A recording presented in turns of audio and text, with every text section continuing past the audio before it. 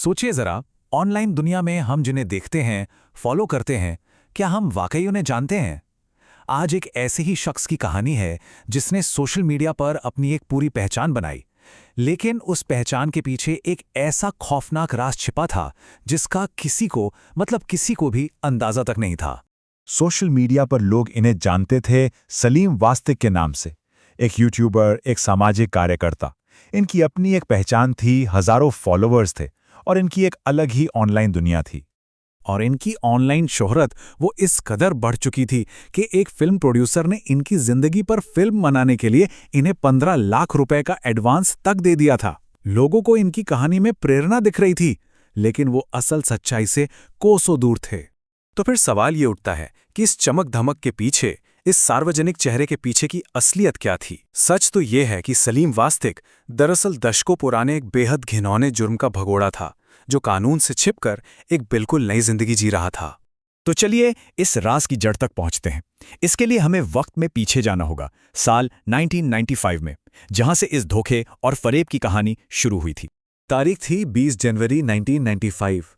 दिल्ली के एक बिजनेसमैन का 13 साल का बेटा संदीप बंसल स्कूल के लिए घर से निकला, लेकिन फिर कभी वापस नहीं लौटा।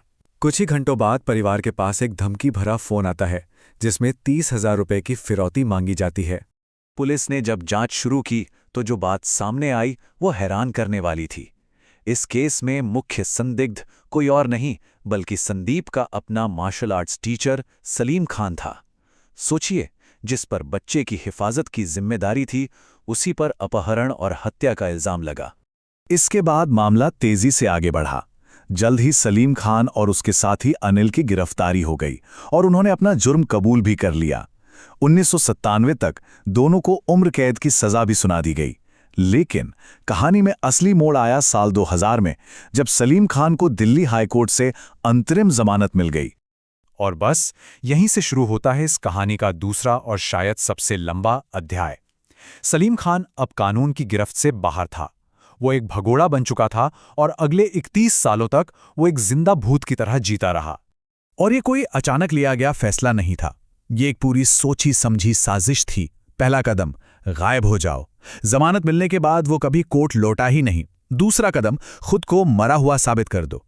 पुलिस का ध्यान भटकाने के लिए उसने अपने मरने की झूठी खबर फैला दी। तीसरा कदम, नाम बदल लो। पहले बना सलीम अहमद, फिर बन गया सलीम वास्तिक। और चौथा कदम, ठिकाना बदलते रहो। हरियाणा से उत्तर प्रदेश, लगातार शहर बदलता रहा। तो अब आते हैं उसकी इस नई जिंदगी पर, एक ऑनलाइन जिंदगी जो उसके असली खौफनाक अतीत से बिल्कुल अलग थी। देखिए, इस शख्स के दो चेहरे। एक तरफ था सलीम खान, एक मार्शल आर्ट्स टीचर, एक अपहरणकर्ता, एक सजायाफ्ता कातिल और एक भगोड़ा। और दूसरी तरफ सलीम वास्तिक, एक दुकानदार, एक यूट्यूबर, एक सामाजिक कार्यकर्ता, एक पब्लिक फिगर। मतलब एक ही इंसान, लेकिन उसकी दो दुनियाएं जो एक दूसरे से बिल्कुल जुदा थीं। उसने गाजियाबाद के लोनी इलाके में अपना नया ठिकाना बनाया। वहां महिलाओं के कपड़ों की एक दुकान खोली और आस पड़ोस के लोगों के बीच एक आम इंसान की तरह रहने लगा। किसी को कानों कान खबर तक नहीं हुई। और इसी दौरान वो एक यूट्यूबर और सामाजिक कार्यकर्ता के तौर पर मशहूर होता चला गया।